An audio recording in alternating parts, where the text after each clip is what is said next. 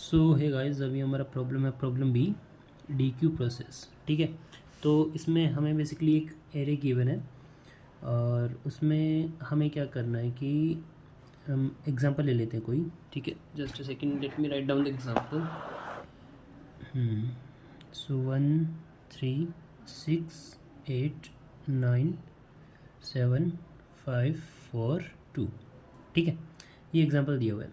अब कोई array bad array होगा, बैड एरे अगर उसमें कोई एलिमेंट, मतलब कोई भी एक 5 एलिमेंट की ऐसी सीक्वेंस बन रही हो जिसमें सारे एलिमेंट इंक्रीजिंग ऑर्डर में हो या फिर सारे एलिमेंट हमारे डिक्रीजिंग ऑर्डर में हो। ठीक है, तो अगर ये कुछ एग्जांपल ऐसा कुछ होता है 1 2 3 4 5 6 और 7। ओके, तो ये एग्जांपल ऐसे कुछ होता है। इसमें देखो सारे एलिमेंट, जैसे मतलब सारे नहीं, मतलब 5 एलिमेंट ऐसे हैं जो इंक्रीजिंग ऑर्डर में यहाँ पे। ठीक है, तो ये एक बैड एरे है और हमें इस एरे को गुड एरे में कन्वर्ट करना है। तो हमारे पास एक परमुटेशन रहेगा जिसमें 1 to n एलिमेंट्स रहेंगे, n लेंथ का परमुटेशन होगा। ठीक है, 1 to n एलिमेंट्स होंगे, जैसे कि यहाँ पे आप देख सकते हो 1 to 9 एलिमेंट्स हमारे। ठीक है, और ये हमारा एरे P है। हमें एक एरे Q बनाना है जो कि हमें इसी से बनाना है। ठीक है, अब इसमें हम इसको कैसे बनाएंगे, हर बार या तो मैं एक लेफ़्ट से एक एलिमेंट रिमूव करना है या फिर राइट से रिमूव करना है P में से और उसको Q में ऐड करना है। और Q में इस तरह से ऐड करना है कि जब हमारा लास्ट में Q जब एरे बन जाएगा तो वो एक गुड एरे होना चाहिए। ठीक है, और गुड एरे की क्या निशानी है कि उसमें कोई भी 5 एलिमेंट, मतलब कोई भी 5 कंटिन्यूस एलिमेंट या तो इंक्रीजिंग ऑर्डर में नहीं होने चाहिए सारे, या फिर सारे डिक्रीजिंग ऑर्डर में नहीं होने चाहिए। ठीक है, तो हम हमारा जो एरे क्यू बनाएंगे वो इस तरह से कुछ बनाएंगे कि मतलब decrease increase decrease increase decrease increase decrease increase, इस तरह से कुछ। ठीक है, तो हर दो एलिमेंट्स कैसे पेयर से बनाएंगे तो वो कभी 5 एलिमेंट कॉन्जिक्यूटिव ऐसे आने ही नहीं देंगे हम, जिससे कि वो एक बैड एरे बन जाए। ठीक है, तो अब हम इसमें से कैसे एलिमेंट हटाएंगे, तो सबसे पहले यहाँ पे 1 और 2 है हमारा। ठीक है, तो हम क्या करेंगे, पहले डिक्रीजिंग ऑर्डर में ले लेते हैं 2 और 1। ठीक है, तो इसका हमने पहले राइट हटाया फिर लेफ्ट हटाया। ठीक है, अब हमारा पॉइंटर्स यहाँ पे, ये हमारा एरे बचा हुआ है। ठीक है, हम क्योंकि हमने पहले डिक्रीजिंग ऑर्डर में लिया था, अब हम इंक्रीजिंग ऑर्डर में ले लेते हैं। तो 3 हटाएंगे पहले, फिर 4 हटाएंगे, 3 और 4, मतलब हमने L हटाया फिर R हटाया। ठीक है, अब हमारा एरे इतना बचा हुआ है। अब क्योंकि ये दो एलिमेंट्स हमने लिए थे इंक्रीजिंग ऑर्डर में, अब हम ले लेते हैं डिक्रीजिंग ऑर्डर वापस। तो यहाँ पे पहले 6 रिमूव कर देंगे लेफ्ट एलिमेंट, फिर हम राइट एलिमेंट रिमूव कर देंगे 5। ठीक है, तो हमने पहले L हटाया था फिर R हटाया, उसके बाद हमारा एरे इतना बच गया। अब यहाँ पे हमारे ये पॉइंटर्स है। ठीक है, ये लेफ़्ट है और ये राइट है। अब क्योंकि ये डिक्रीजिंग ऑर्डर में था, अब हम इंक्रीजिंग ऑर्डर में ले लेते हैं।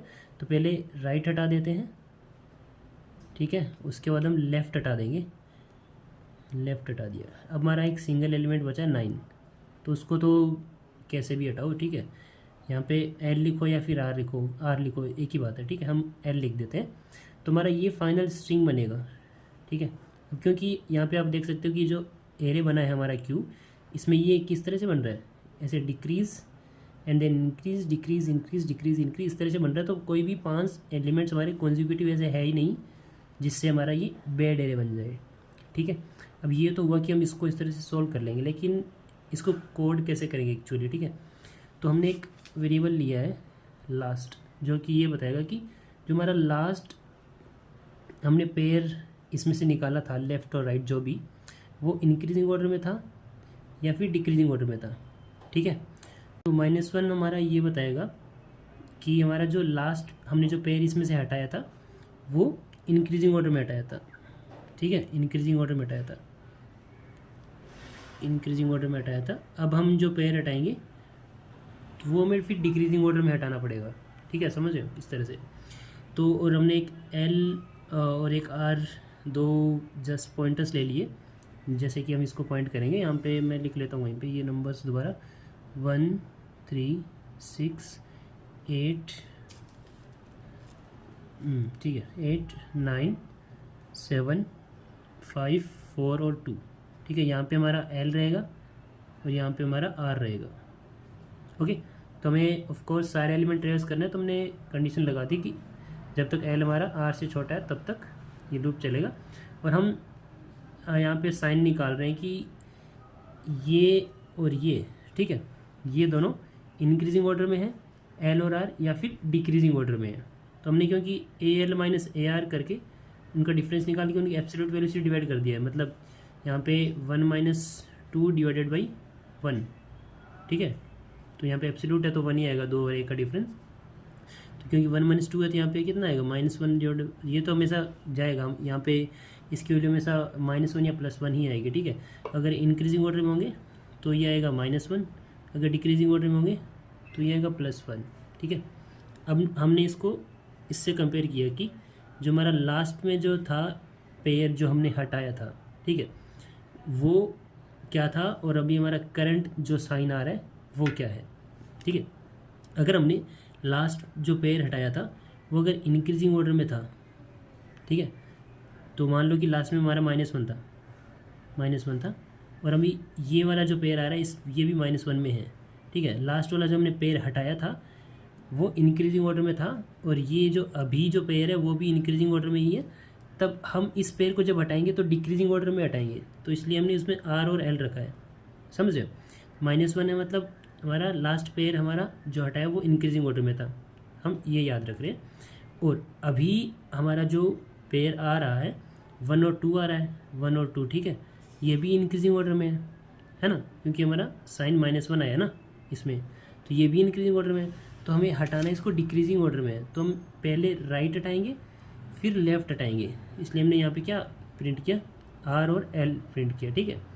लेकिन अगर वो उसका उल्टा है, मतलब अगर लास्ट वाला इंक्रीजिंग में था और अभी वाला डिक्रीजिंग में है, तो हमें तो अभी डिक्रीजिंग में ही चाहिए ना, तो इसलिए हमने सिंपल एल और आर ही प्रिंट कर दिया।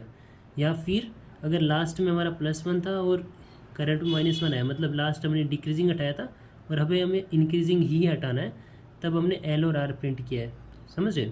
और हर बार हम लास्ट का साइन चेंज कर देंगे, क्योंकि एक बार इंक्रीजिंग हटाना है और एक बार डिक्रीजिंग हटाना है, ठीक है।